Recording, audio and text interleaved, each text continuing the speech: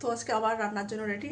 আর আজকে হলো শনিবার, তো সেরকম মাছ মাংস তো রান্না হবে না, আজকে নিরামিষ রান্না হবে। তো নিরামিষের মধ্যে হলে একটু চিন্তা থাকে আর কি। তো চিন্তা বলতে সেরকম কিছু না, আমার বাড়িতে এরকমই যে আমি যা রান্না করে দেবো খেয়ে নেবে। আমার বাচ্চাটাকে একটুখানি নিরামিষের দিন একটু সয়াবিন করে দিলে খুশি হয়, আর কিছু না।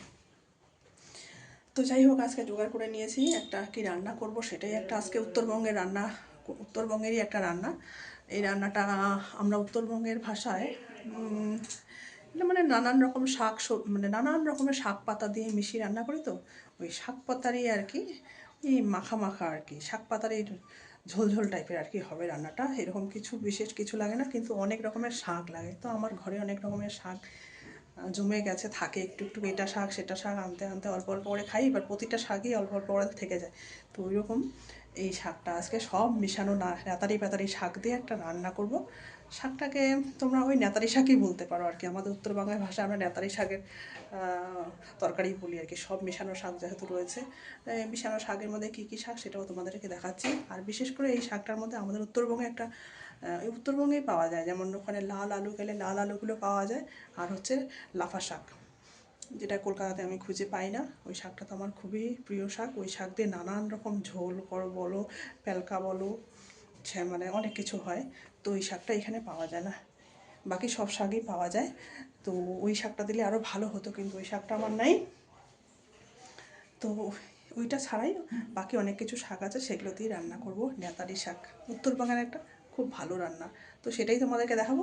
তো কী কী শাক জোগাড় করেছি দেখো বন্ধুরা, হ্যাঁ দেখাচ্ছি। দেখো বন্ধুরা, এখানে এই যে শাকের ঝুড়িটার মধ্যে এখানে 5 রকমের শাক আছে।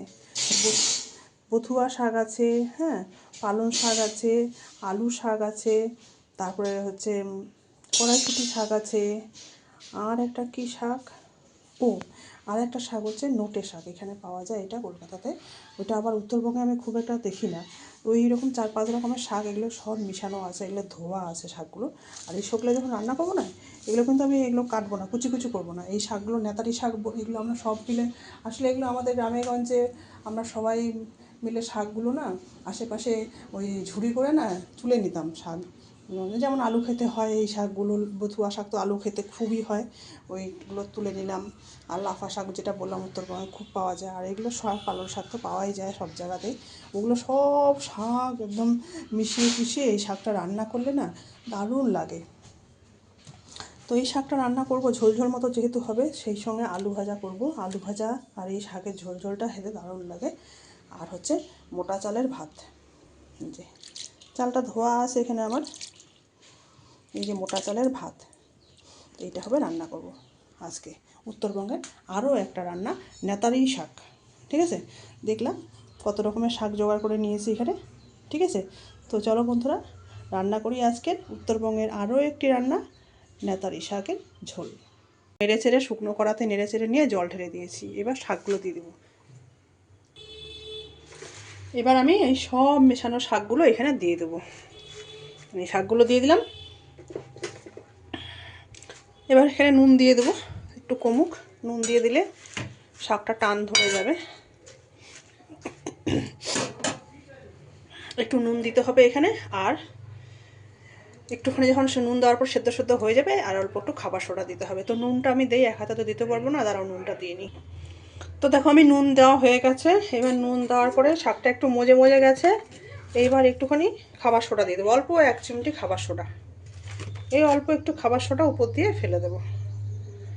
হ্যাঁ, শাকটা একদম মজে যাবে, তাহলে গলে যাবে একদম এই শাকগুলো। আর হচ্ছে এভাবে রান্না করে খেলে, আসলে তোমাদের কলকাতার দিকে লোক খাও না জানি, তো আমাদের উত্তরবঙ্গে এইসব রান্না তো। আর তেল ছাড়া উত্তরবঙ্গের লোক শুটকি, শীতল, ছ্যাঁকা, পেলকা, তারপরে হচ্ছে তেল ছাড়া রান্না এইসব খেতে বেশি পছন্দ করে। আর যে কোনো সিদ্ধ খুবই ভালোবাসে।